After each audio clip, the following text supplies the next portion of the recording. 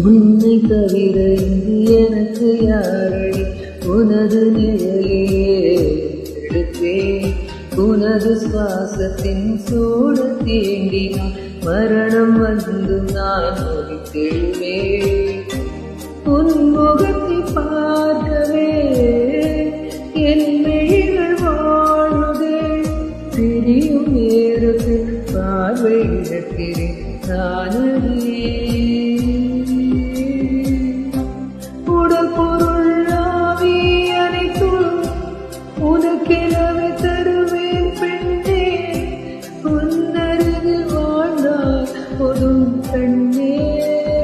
கண்ணே உனது பேரை பக்கத்துல எனது பேரை நானும் எழுதி வச்சேன் அது மழை